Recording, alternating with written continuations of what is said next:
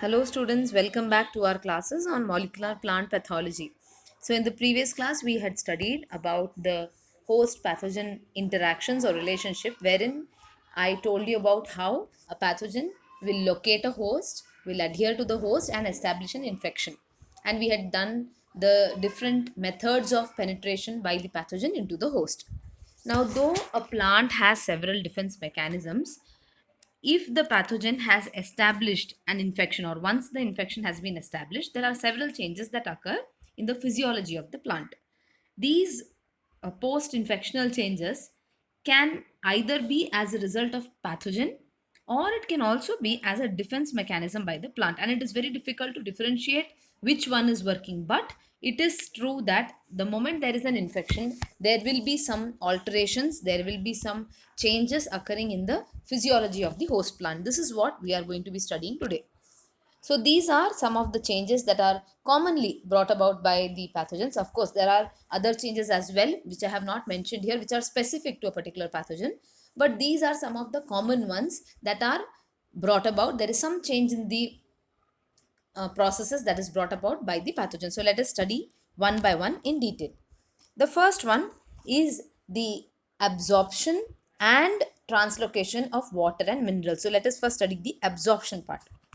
Now, the minerals and water are absorbed by the roots. They are taken up. When the roots take up the water, the minerals are also taken up along with the water, and that is how it is being provided to different parts of the plant.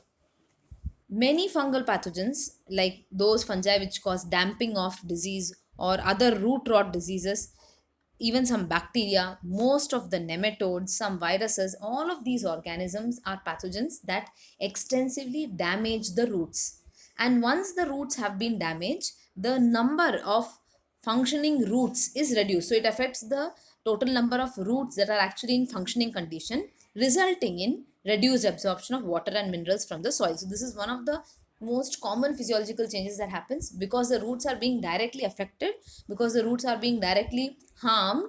The pathogens are growing over there and our plant is not able to absorb the water and minerals from the soil. Also, in case of vascular pathogens, it is shown that they reduce the absorption of water and minerals by inhibiting the formation of root hair. So when root hair is not being formed, the absorption is getting affected over there. Normally, the absorption of water is interfered by some pathogens by altering the permeability of root cells as well. So, the normal absorption can also be altered by changing the permeability of the root cell itself. So, even though the water is absorbed, it is not penetrating inside the root cell. That is also an option. Or there can be reduced mineral ion absorption.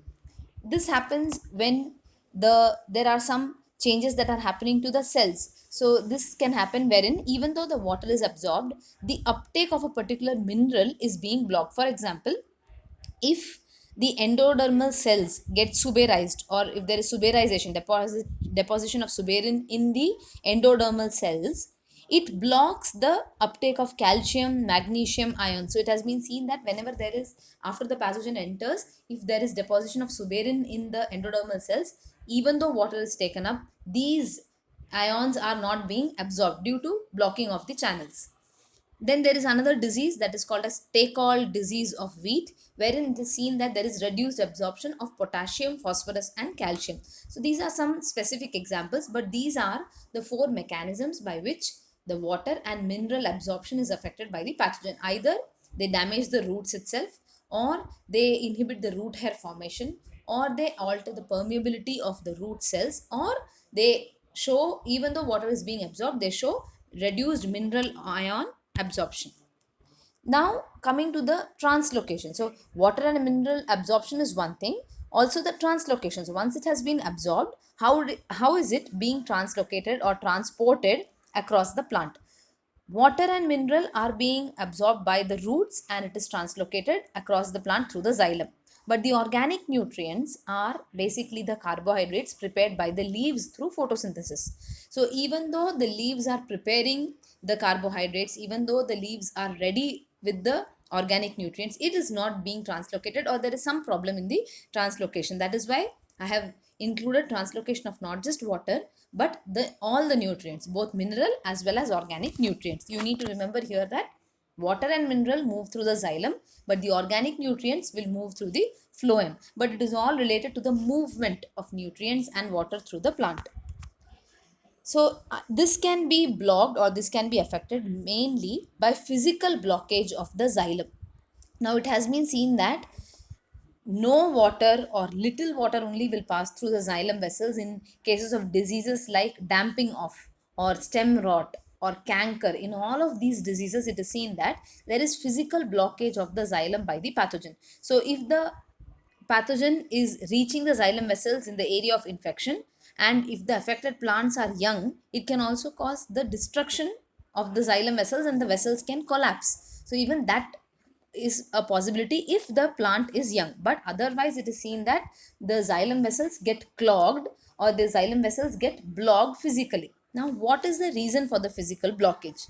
So either the xylem vessels can get clogged by the fungal mycelia or the spores of the fungi, or by the bacterial cells growing and extensively growing and covering the entire xylem wall. That can happen. So either the physical presence of the pathogen is one reason for blockage of the xylem, or it can be due to some particular substance that is secreted by the pathogen. So it is seen that in case of bacterial wilt, or it is seen that the bacterial cells will be secreting some substances, some polysaccharides, some thick substances, which will make the entire xylem get blocked.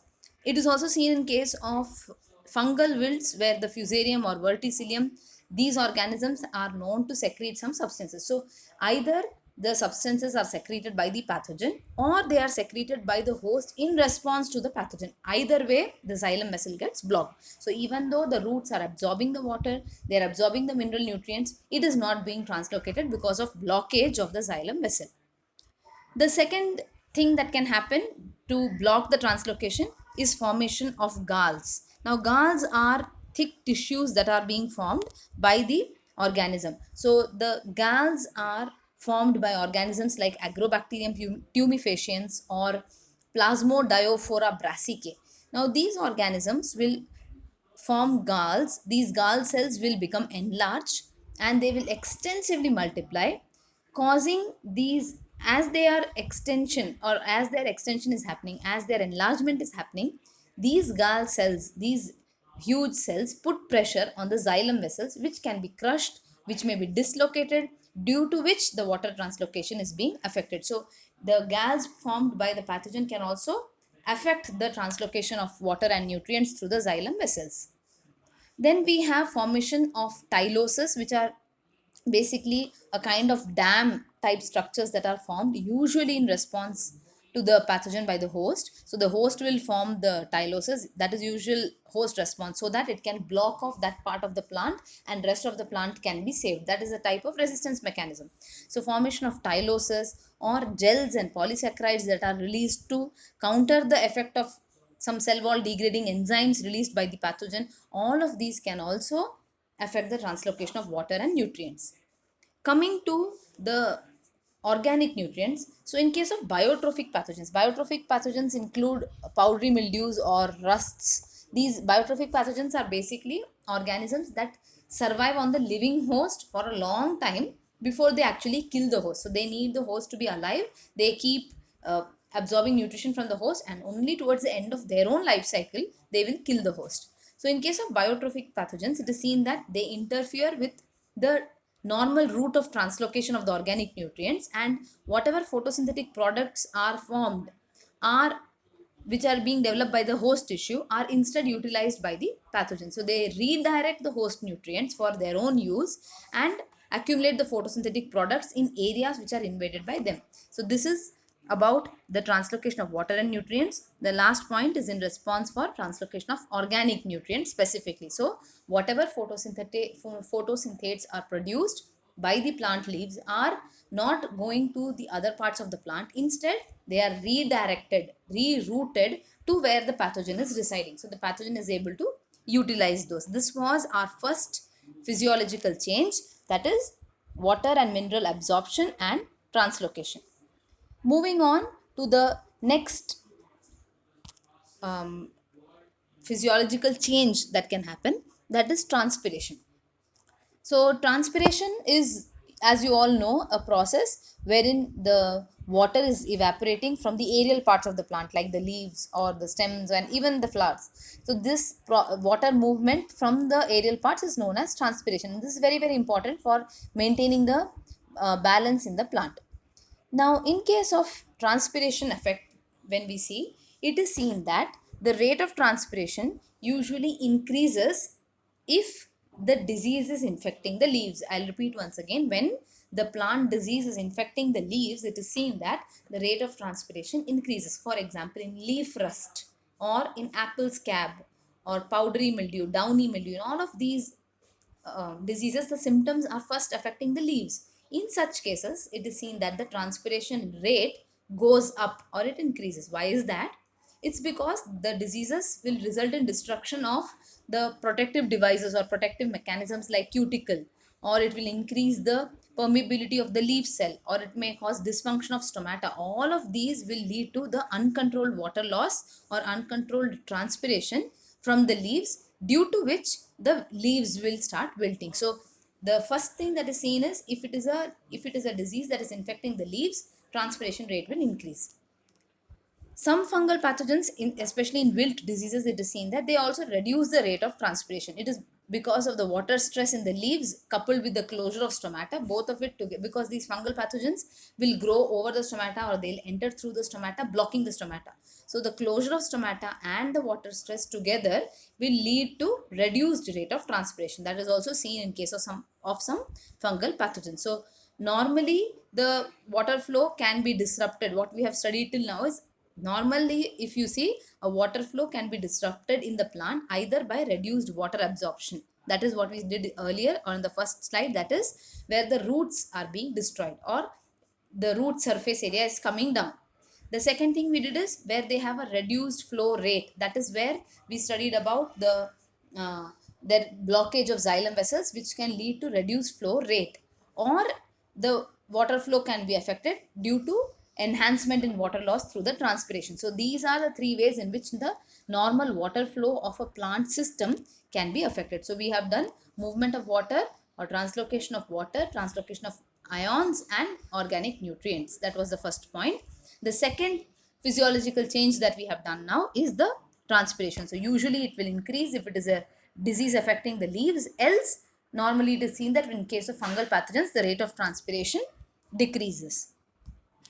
The third factor that we have, or the third physiological change that is seen, is the cell permeability.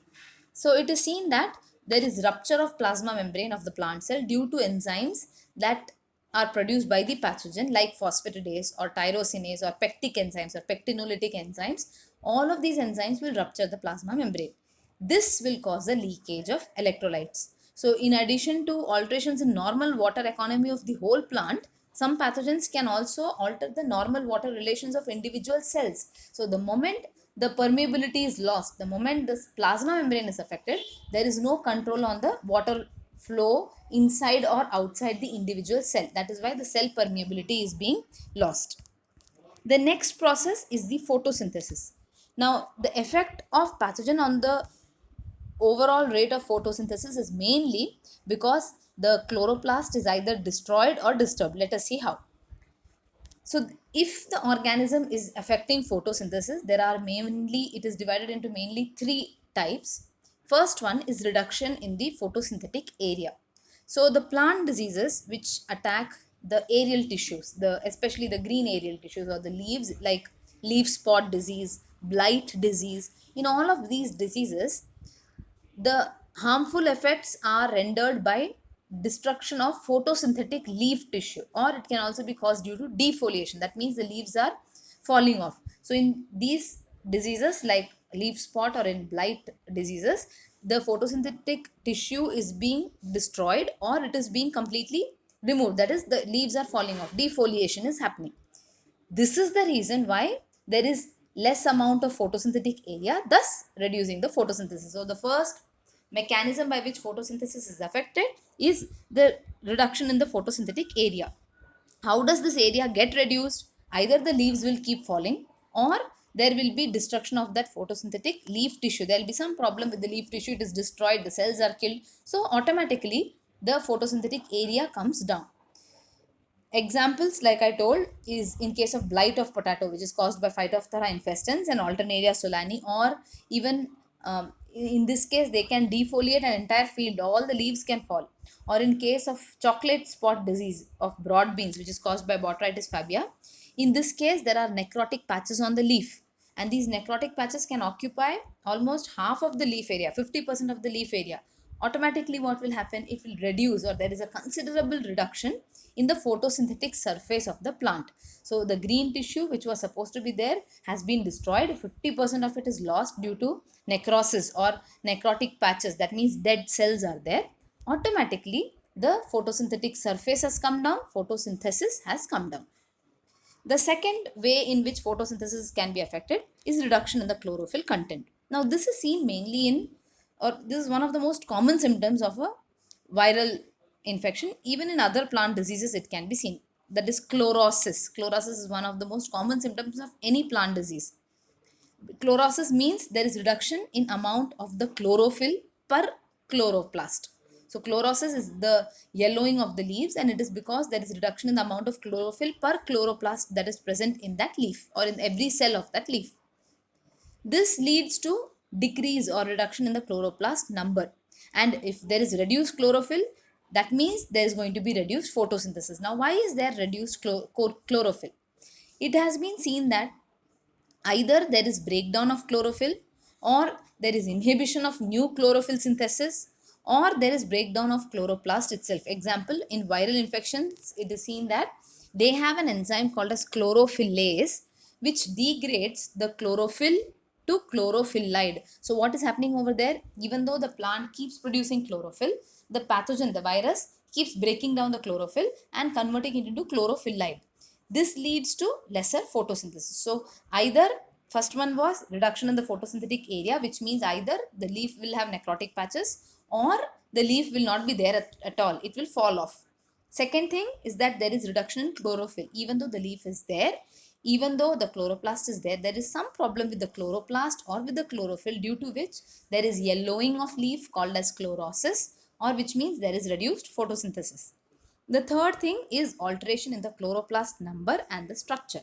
Now, chloroplasts can show swelling, or they can become reduced in number. Example, in the case of mosaic diseases, this can happen. So, this also can lead to reduced photosynthesis. There are many more effects on photosynthesis, like reduced activity of the Calvin cycle enzymes, or alteration in the starch and sugar contents, etc. But the three main reasons why a pathogen affects photosynthesis in a plant is either the area of photosynthesis is reduced, or there is reduction in the chlorophyll content, or there is some alteration in the number and structure of the chloroplast. These are the three ways in which an organism can affect photosynthesis.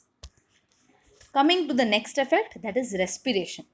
Now, rate of respiration will generally increase in case of diseased plants. Thereby, it shows us, or showing that the diseased tissues need more carbohydrates much, or they use up their reserve carbohydrates much faster than the healthy tissues. In fact, in the later stages, the respiratory rate will decline to normal levels, or it can even go up to levels which are lesser than that of the healthy tissue. So initially it will increase, later it will come down, and it may even go down further than that of the healthy tissues. It is because the diseased tissues are using up more of the reserve carbohydrate. In case of resistant varieties, now why I have given you here is resistant versus susceptible. It is seen that in case of resistant varieties, the rate of respiration will increase more rapidly than a susceptible variety. This is because more amount of energy is required for the production or the mobilization of defense mechanisms. So the organism needs to fight back the disease. That is why it has been built as a resistant variety. To fight back, it needs more energy, for which it will utilize more of the carbohydrate, stored carbohydrate. Basically, it is respiring more, or the rate of respiration is more. Whereas in case of a susceptible variety, there is no immediate defense mechanism, or there is nothing that has to be done quickly. So there is a slow increase in the respiration rate. But generally, all the organisms which affect a plant will show increased rate of respiration. The plant will show an increased rate of respiration. Only thing is, resistant varieties will show faster rate of increase in comparison to the susceptible varieties. And coming to the last physiological factor, that is the transcription and translation. So the organisms, like again biotrophic fungi like rust or powdery mildews or even viruses, are known to affect the transcription or the translation machinery. Now viruses, we all know, are parasites, so they will use the host machinery, they will hijack the host machinery. As soon as they get inside the cell, they'll hijack the machinery of the host and they will affect the normal transcription and translation of the host. That is how they are going to affect. Other organisms like these biotrophic fungi will activate the enzymes, or they show increased activity of the enzymes that break down RNA. Those are the ribonuclease enzymes. So automatically transcription is being affected. And for translation, it is seen that enzymes which are involved in the ATP production also show increased activity. So these are some of the common physiological changes that are seen in case of organisms when they, or this is seen in the plants when they are infected by organisms. What are those changes? First one is water and nutrient absorption and translocation. Here we talked about the mineral nutrients as well as the organic nutrients. First of all, they may be not absorbed at all. Even if they are absorbed, their translocation is an issue. Secondly, we spoke about transpiration process. Third, we spoke about the permeability of the cell. Then we spoke about the photosynthesis, how it is being modified in different ways. Either there is reduction in the photosynthetic area, or there is reduction in chlorophyll, or there is some changes in the chloroplast itself. Then we spoke about respiration, and finally the transcription and translation processes. So these are the different physiological changes that can be altered. Not all are altered by every organism. Some of them alter two or more physiological mechanisms or aspects, but these are some of the common changes that are brought about by the pathogen in a host cell. So this comes under the topic in your syllabus is given as alteration of host cell behavior by the pathogen. Thank you.